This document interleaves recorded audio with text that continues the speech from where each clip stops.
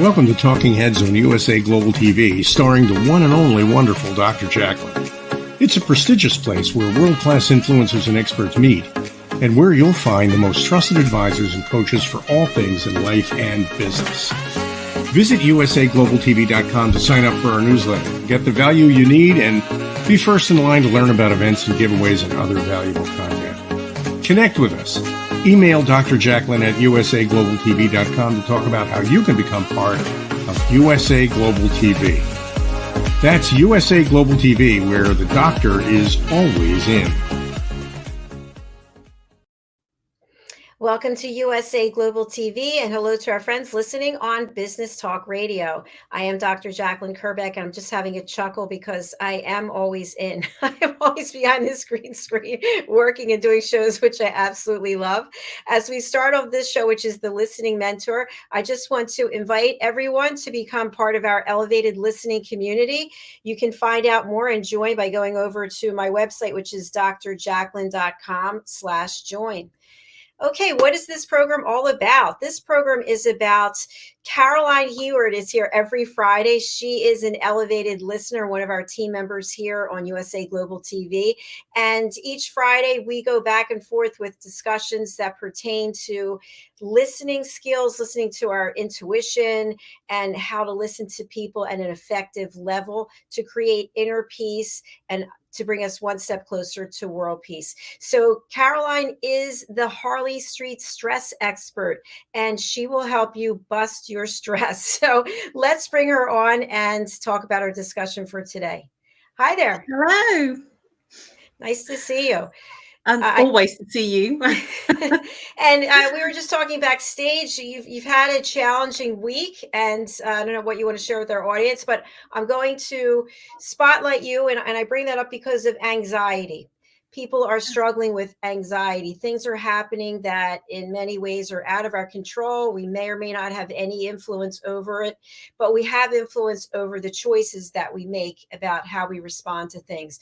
So Caroline, tell us about your work as the Harley Street stress expert and how you help people. How I work is I help people manage their stress. So if anything happens, it's always about the way that we respond, and always about how, because anything can happen in our external world, and it's what we do about it, how we react and how we respond. Sometimes we react in a very aloof way, and it affects us physically, emotionally, and mentally. So stress, anxiety, depression, or it could be physical ache and pain, like neck pain, back pain, skin problems. It could be sleep problems, or it could be relationship issues, bereavement issues. So however you respond. Now, you asked me to talk about what happened this last weekend.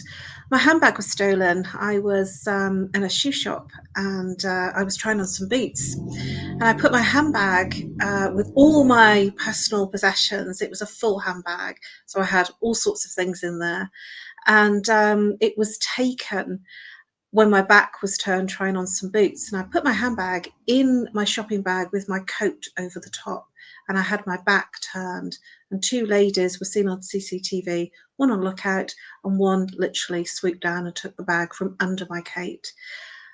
It was a shock to my system, and I literally screamed and said, I need to make some phone calls. I need to call the police, I need to call my bank, and I need to cancel my phones.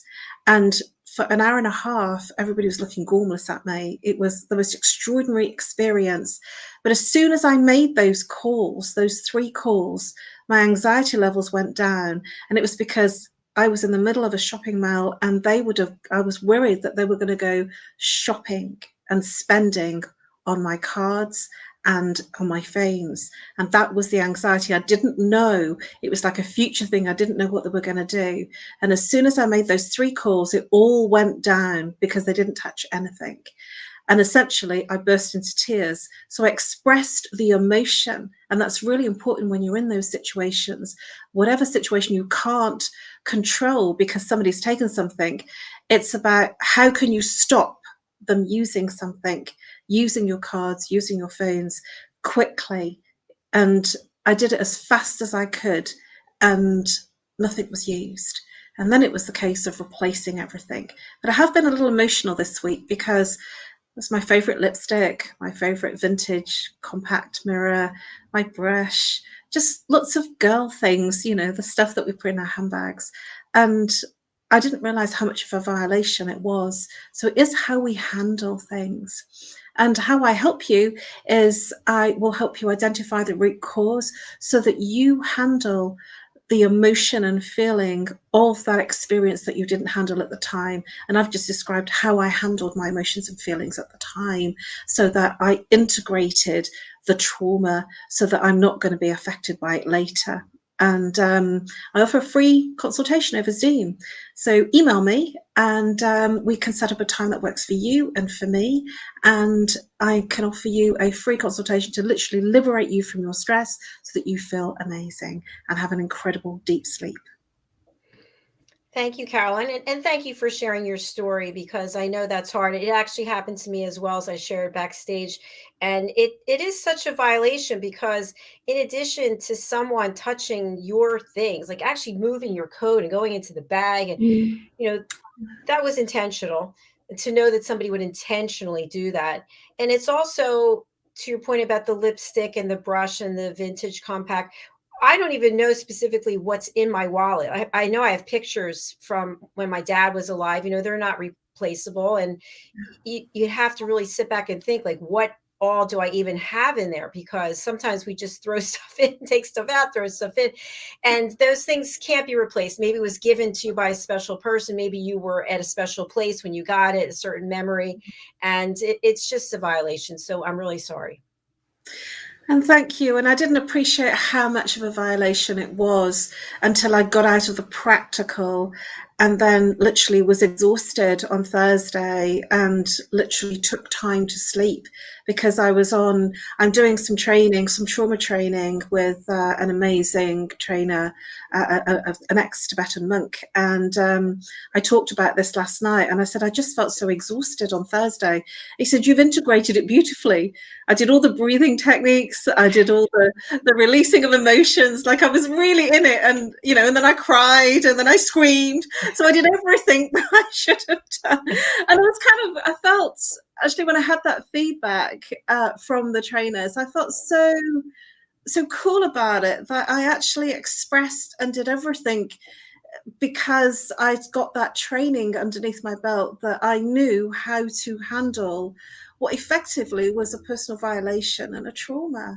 And they said, you know, you did it beautifully. And I was like pussyfooting around it saying, well, you know, it's only I have a handbag stolen. And I wasn't knifed. Nobody like confronted me. Nobody punched me. You know, I didn't see them. And they said that this is still a trauma, you know, so it's good that I've experienced it because now I understand that it is so personal. And this is how, if I didn't handle it at the time, this is how high levels of anxiety can unravel when I'm out if I didn't handle it at the time. Absolutely. And I'm glad that you were able to express yourself and, you know, get those emotions out, because to your point earlier, that when we don't take what's happened to us and address it, it can turn out to be physical pain. It can end up being dis-ease. It can end up being turning to addiction to certain things, you know, doing things that are not healthy because you're in pain and you're replacing that pain, pushing it down. You're putting something else in to try to make you feel better. So you got it all out, which is great. Oh, you should have heard me scream. The poor store. I think that, you know, but I just expressed, and I've learnt to express over the years that I've been doing my work, because whatever is not expressed and whatever you suppress gets expressed into your external environment, which is the physical, emotional, mental ache and pain. So I have learnt to do that. And I was told by several people, calm down, calm down. I said, I can't calm down. I just need to make 3 calls, you know, for heaven's sake. But it was the fact that I was so pushy with saying I needed to make these calls that I actually found. I went into a store that gave me a mobile and let me make those 3 calls, and everything just dissipated. it was like the anxiety was, what would they be doing with my stuff? And when I found out that nothing had been done, everything just dropped. I just felt, right, phew, and I think that's what anxiety is, wondering what's going to happen in future. And I'm not absolved from not experiencing anxiety, just because I do the work I do. It just means that I step into actions and then express, the emotion of the anxiety, which was relief. I literally cried in front of the manager. And he gave me a hug. I mean, it was so beautiful, really, that I was literally being authentically genuine. And that's I love that about you. Your story reminds me of something that happened to me that I actually had forgotten about. My parents gave me this necklace. It was a J, and then it had a diamond, and it was on a gold chain. And I was walking down this street in Philadelphia called South Street. There's a lot of bars and restaurants. This is long, long ago. And a man came up and put his hand around my neck and ripped off the necklace. Oh. And I remember standing there being like in a state of shock. And I went after him. I chased him for 2 blocks, believe it or not. I was like screaming at the top, give me back my necklace. And I saw him go like this, and it went right to a sewer grate, and it was like dangling right there. And I ended up being able to get it. But that was a really stupid thing for me to do. Looking back, like, I don't know why I would have gone after the guy, but I got the necklace back. So that shows you how I reacted to that situation. This is listening. This is about listening to your body, listening to your expressions. For you, that necklace was important. For me, it was about stopping them getting anything else. And I really listened to what I had to do. I wouldn't stop. I literally didn't stop until I got the result of somebody helping me. And that is truly about listening to yourself. Because if I'd have listened to the security staff, and if I'd have listened to the store staff, they were looking gormless at me, completely like, smiling at me, thinking that, it was just funny. And I just kind of was shocked at that, but I wouldn't stop. I had to make sure I was listened to, that I had 3 calls to make, and that everything just dissipated after those 3 calls, because I got into what had to be done, and I wouldn't take no for an answer. This is like a child. A child will say, I want chocolate, and they won't shut up until you give them chocolate. And I was like, I want to make those 3 calls. What's the matter with you? You just mentioned that you wouldn't stop. And our show title today is about how is our inner critic stopping us or holding us up or preventing us. So we're going to talk a little bit about inner critic, what that means, and how our listening to it or not listening to it can change the path that we go on. But first, we're going to take a commercial break so we don't have to take it during our conversation. So stay with us here. We have a couple of clips we're going to be watching, and then we'll be right back. We're going to take a moment right now. Take a moment. Take a moment. Take a moment. Take a moment. Take a moment. Take a moment. Take a moment. Take a moment. Take a moment. Take a moment. Take a moment. Take a moment. Take a moment.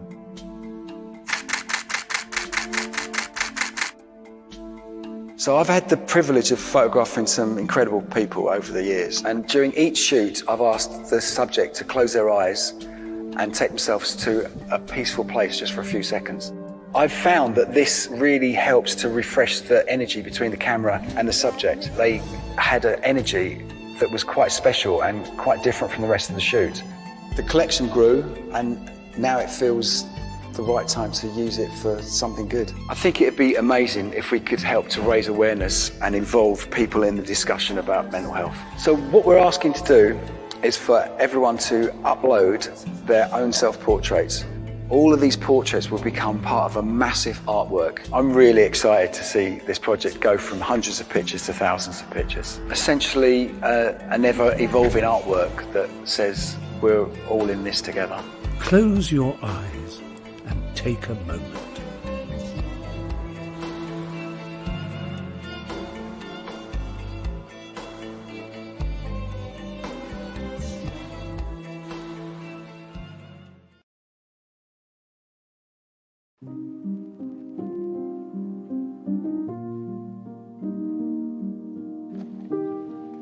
Меня зовут Маша, мне 9 лет, я живу в Красногоровке, у меня все хорошо.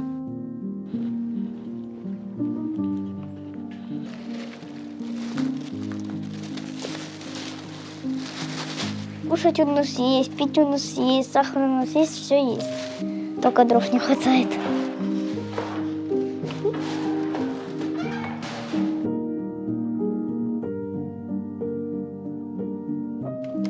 На буржуйке, когда у нас есть, вот эти мы дрова пособираем, закинем, оно горит. Например, в 10 запалили, в 11 закончили, вода нагрелась, еще и мы купаемся. В наш дом 4 было прямых попаданий, так что мы боимся. Человека даже осколками поранило, забрали в больницу с 6-го подъезда соседа, так что мы тоже боимся, у нас много деток. Деваться нам некуда, нас никто нигде не ждет.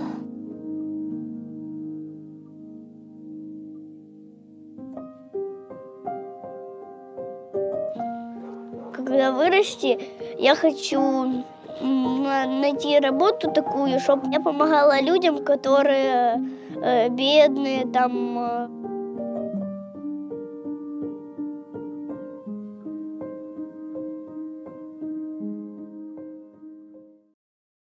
Kapayapaan, kapayapaan, kapayapaan.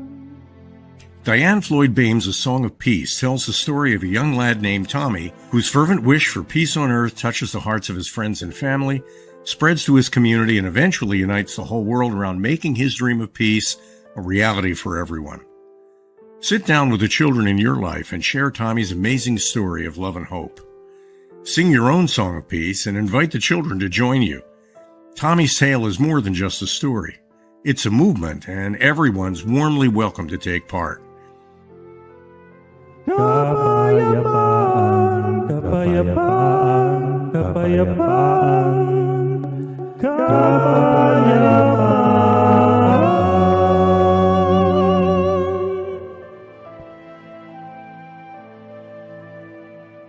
You'll find A Song of Peace, along with many other wonderful learning and enriching opportunities for children of all ages, at dianefloydbame.com.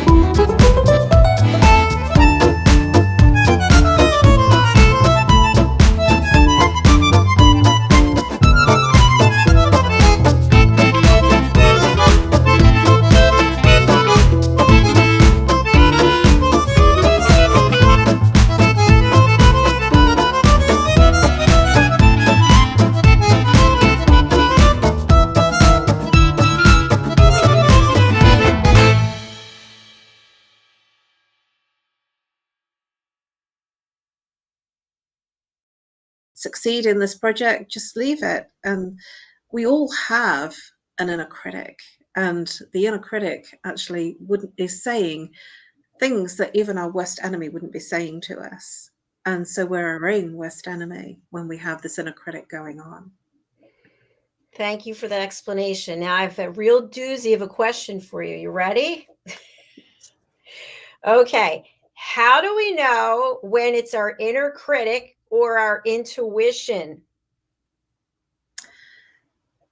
The intuition won't be telling you how useless you are.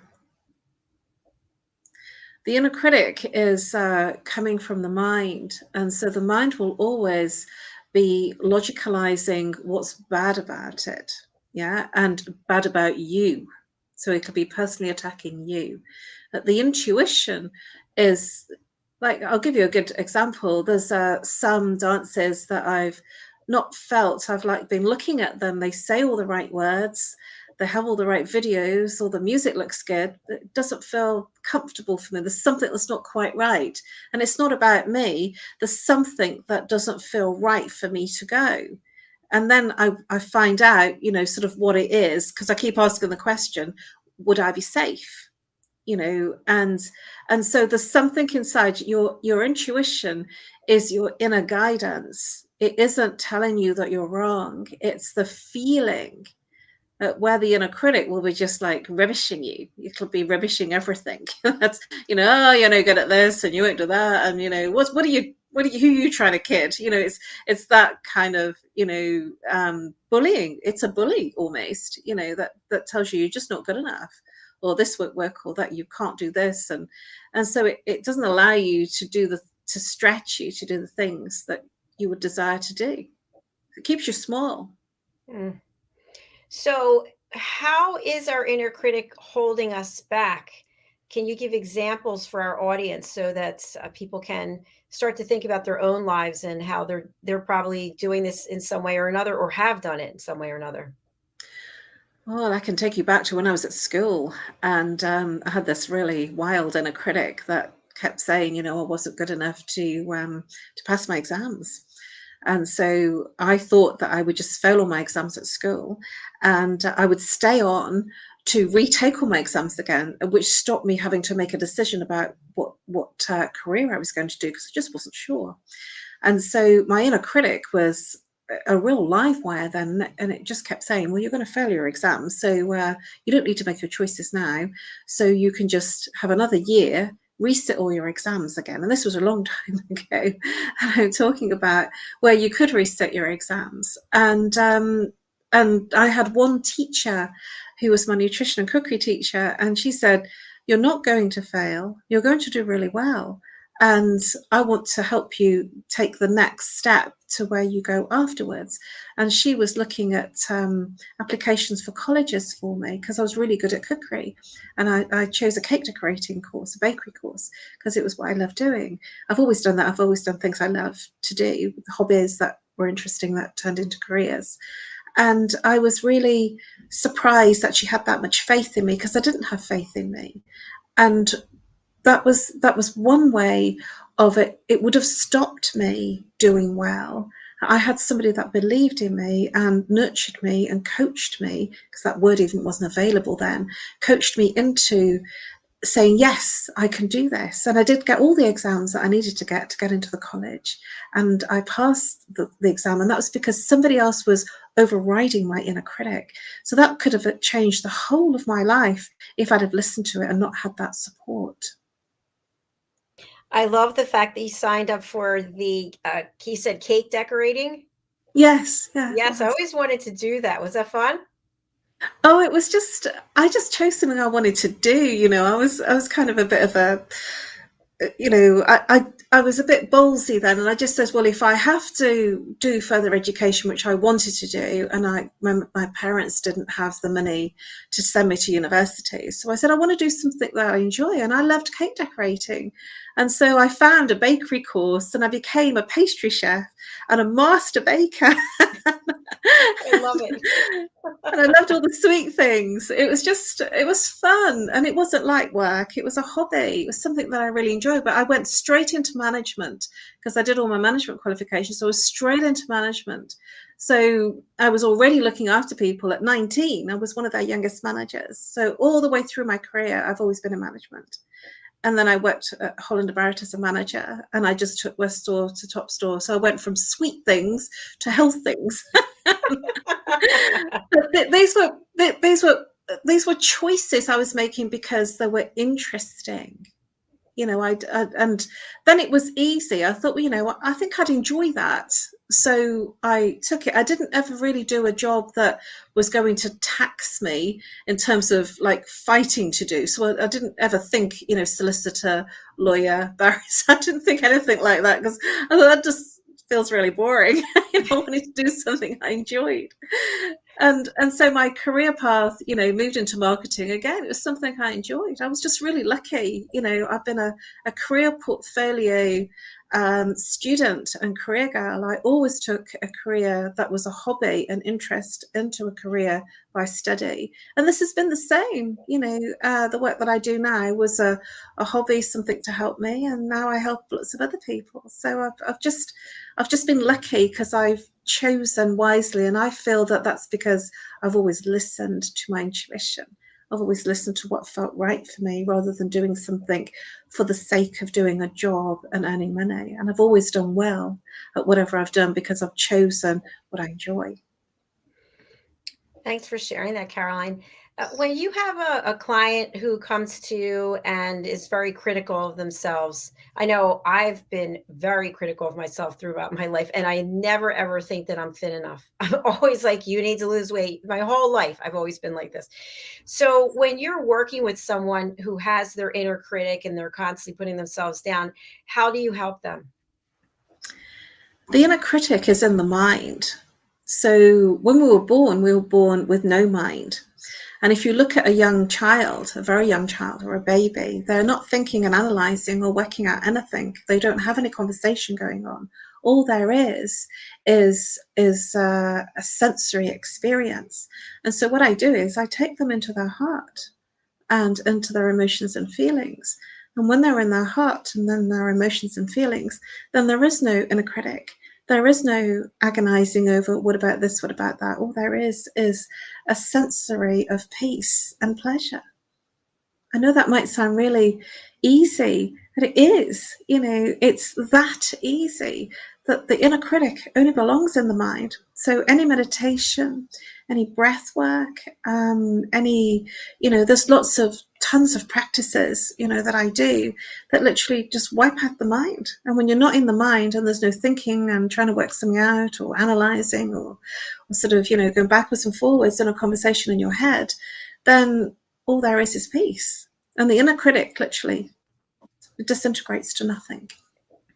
I love that. Goodbye, inner critic.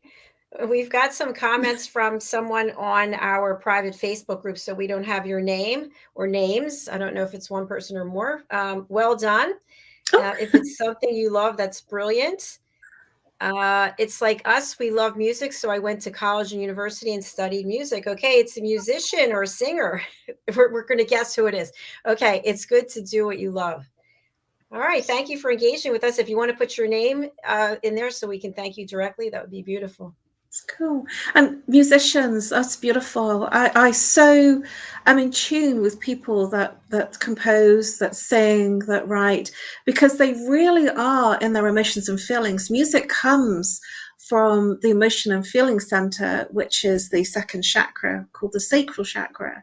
And this is also where our sexual energy resides as well. This is our creativity. This is our movement and our desire and our power in terms of our movement and our desire to do things that we love doing. And any musician or singer or writer or actor, they'll all be in the emotions and feelings in the belly. And any dancers, they'll be the same. They'll be in their emotions and feelings. And so they will be living life. They will be experiencing the joys and the pleasure. Any sports person, I love working with people that have done any martial arts or football or rugby or boxing, because they all will have learnt to engage into their core, to be in their breath. So anybody that's doing any type of sports or singing, actors, they will all be in this space. So the arts, painters, writers, they'll all be there because they're coming from that place. But many of us, are doing jobs and roles that, we learned at school that we had to study really hard, and then we're working in things like accountancy, banking, the professional services, and they're not really fun. Somebody has to do them, but they're not actually, sort of expressing your creativity. So they will stifle your creativity, and they will actually force you to be very in the mind, very analytical. Anybody that's doing anything creative, I love, interacting with people that are really in those types of professions, because they will be good, at being in their emotions. And we all have an inner critic, because that's, we've got that instilled in us from school, and it's what we do with it. And when you're doing something that you love, something you enjoy, the inner critic literally just disintegrates. I remember making wedding cakes, and I would be there after a whole day's work, and I'd have like 2 or 3 cakes on the go, and I'd have my big lamp, sort of to dry the icing, and I'd be, creating like elaborate icing fixtures to put on top, just created out of icing baskets and flowers and all sorts of things. And I'd be there for like 7-8 hours, and I wouldn't even notice the time. Like my mum would say, "Come to bed." I mean, "Oh, I've just got to finish this," because time just disappears. There is no time when you're having fun and you're enjoying something. There's no time. There is only, the experience of the sensory, and so there is only pleasure. And then time. Yes. So they say time flies when you're having fun. There's no inner critic there. There's nobody telling you that you're not good enough or not worthy, because you're doing something you love. That's why it's really, really good to find something you enjoy. Many young people don't find what they enjoy, and they struggle, all the way through their life, because they don't find something that really motivates them, moves them. The people that do, I've just spent a lifetime always finding, hobbies, turning hobbies into careers. And I think it's a skill. I've been told. I would say so. Yeah. We've got Always some in more. management. It's Katie. Oh, hi, Katie. We're hoping you're going to reschedule and come on. She was going to be on the film and music show, and she's on her 2nd single now. Congratulations. And she's also in singing competition. So you'll have to come over onto the platform and tell us all about it. Congratulations to you. That's beautiful, isn't it? And that's, any singers, they'll be amazing at this, because there's no inner critic going on in the space that they're singing. In the lead up to it, oh, will this record be good enough? Will it sell enough? Because we have that going on. But when you're actually in what I call the zone, and all sports people will be in what I call the zone. When you get into your zone, no inner critic can sort of test you out on it, because you're there, you're in your space, you're in your zone. And that's why it's great to be doing something you love. And there's always a way to make money out of doing something you love. Some people are really technical, and they're making games. A lot of young people have become are really technical because of what they've grown up with, and they're creating games that they enjoy. So there's a way of finding the joy out of what you do. That's how you can dissipate an inner critic and go into your heart by going through the breathing. Breathe into your heart, and then the inner critic literally goes silent. And Yes. if you become present, and what I mean by that is, children make you very present. They force you, they demand your attention there and then. If you're not with them, they'll go, "Daddy, Mummy, you're not with me." And they will really moan, and they'll say, yes, the mummy or daddy will say, I'm here. And the child will go, "No, you're not. You're somewhere else. You're not here." And so children will force you to be present. Babies force you to be here and be now. Animals do the same. So nature, children, animals, all these types of environments will force you to be present. And when you're present, there is no space for the inner critic. Yes, that's very true. And a lot of the things that you said, I want to touch on. The first being, I was in my corporate career, and I was in 2 different industries for the whole career. So the last industry I was in was selling meetings and events, employee recognition and sales incentives. And I loved it, but there was just something missing. And I never thought I was creative at all. I didn't think I had any creativity whatsoever. And now I look at what I'm doing, which is all in the creative space, if you know what I mean. And it's funny, I will come out from this green screen and I will, it's totally dark in here except for the lights in front of me. I have no idea what's going on outside, what my mother's doing. And I'll come out after 8 hours and she probably thinks I'm sleeping here or sitting or doing something. And I just can't believe the whole day has gone by because I just love what I'm doing. And I feel so blessed that I get to meet people from all over the world who are sharing their stories. And I've got 2 pads of paper here. Take notes, write down things that people say.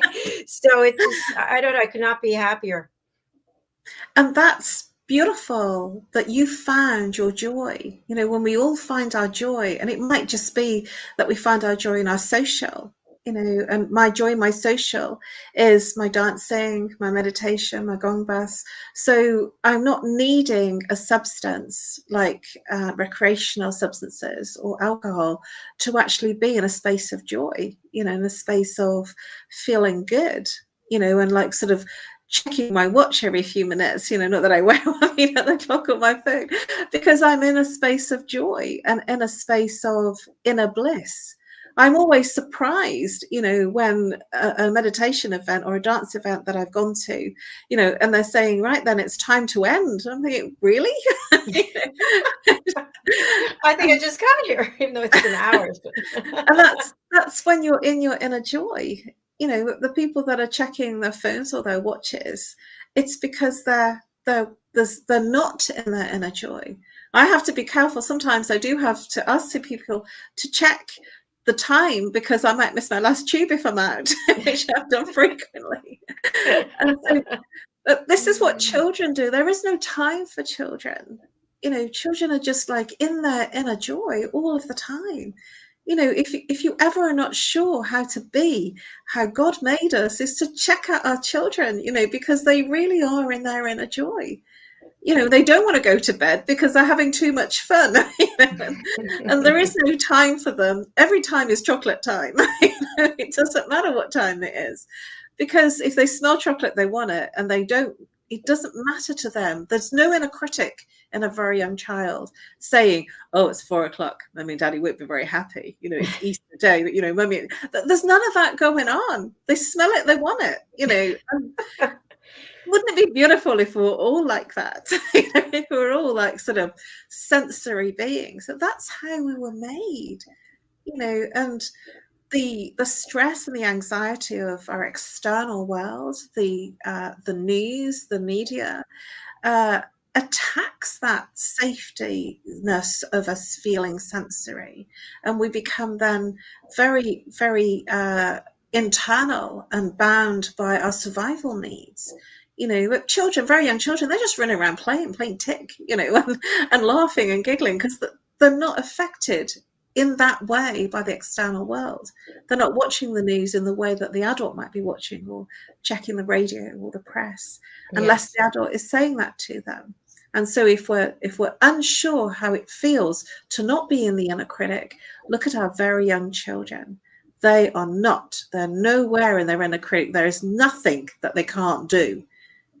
And that's what's good to cultivate in a young child, that they can do anything that they want to do. And so it's about encouraging our young children, because if they decide to be an Olympic athlete, everything is possible and anything is possible. It's our mind that creates the barriers of what's not possible. Yes, I definitely agree. We've got some additional comments, and I think these are from Katie. Let's see. It can be hard, but we made it work by investing into a home recording studio. Good for you. Congratulations. It's fantastic. Hi, it's good to involve your children where you can, and they don't fear danger. Yeah. They don't. Children do not know what danger is. They just literally, I was out for dinner at a surprise birthday party for one of my really dear friends on Wednesday. I've not seen him for quite some time, and he was in London for a few days celebrating his birthday, and he brought his daughter with him. And she was checking chips in the water because she knew that drinking tap water wasn't good. And her beautiful daddy, he turned around and he said, "That's good. You check chips in there so they don't drink the water." He said, "That water's bad." And it was just really funny because she knew. And she's only, I'm not quite sure, I think she must be around 18 months now. And it was just beautiful to see. She was just walking around the table having fun and looking at everybody and laughing and touching things. And there was no fear at all. Nothing whatsoever. And we're all born like that. And that is what's amazing, that we all have that about us. And so we can get back to that space. And with her mummy and daddy, the way that they are, I know this little girl is going to be an amazing person. She just has the hallmarks of being able to do anything that she chooses because her mummy and daddy are right by her side. Ah, that's beautiful. Great show today, Caroline. Thank you so much. I can't believe once again it's flown by because we love what we're doing. I'm going to spotlight you, and if you can give your contact information, it is here, but for people listening on the radio and people who just joined us.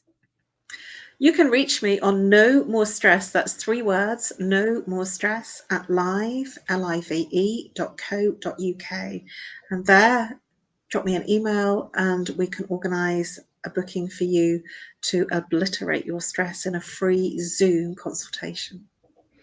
Thank you very much. And I also want to announce, let me find this overview. Caroline is going to be joining us as a guest meditator on our elevated listening community. So if you haven't joined yet, please go over to drjacalyn.com/join. And what you can expect is a link to a video every Sunday. And the video is 30 minutes long, although last week it was 45. And it includes a fitness tip. Last week we had 2, guided meditation, listening tips, and then a recap of all the education that was shared for the week during these shows, because I told you I have 3 notepads. I write down after each show the things that I learned, and I don't expect that everyone's watching every show that we have every week. So I incorporate all of it, but it's definitely worthwhile because there's a lot of good information there. And then once a month, we will be meeting on Zoom and going into breakout sessions, and you can collaborate with the other community members and form your own relationships. You can do business, whatever it is that works for you. So Caroline, thank you so much for joining us and leading us in meditations. I appreciate it. Thank you. I can't wait. It's really exciting. I'm so happy to be able to contribute in this way. It's a way that is going to be really beneficial for everyone, and it's something I can do really, really well and easily. So thank you for allowing me that opportunity. Thank you. And you can expect this Sunday, we'll have a guided meditation included from Caroline. So again, do go over to my website and book your membership. Again, drjacalyn.com/join. Okay, we are headed out for the next show. Caroline, thanks so much for being here. I hope you have a beautiful evening, and I'll see you on Sunday. You too. Take care. Love you loads. Good night. Bye. Bye-bye. Thank you so much, Katie, for engaging with us during the show. And thank you to each and every one of you who actually holds a safe space for people to listen, especially right now with what the world is going through. People are going through all kinds of emotions and they need someone to talk to. We all need someone to talk to. So if you can be that person that listens without judging, that listens without trying to provide a solution when it wasn't asked for, and who listens without interrupting, you will help move us forward towards inner peace and, I believe, world peace. So please think about taking your listening to the next level. Okay, I am off to the next studio. You can stay wherever you are watching us, whether it's from YouTube or LinkedIn, Facebook, whether it's from our website, USA Global TV, or Twitter. I'm going to go to the next studio, and our show coming up is Loving Longevity. And my co-host is Annie Bush, and our guest today is John Christian. He used to be a co-host here, so I'm excited that he's coming back, and hopefully he'll sing to us. So thank you again. Thanks, Caroline. Thank you, Katie. We'll be back shortly. Please stay where you are. Thanks.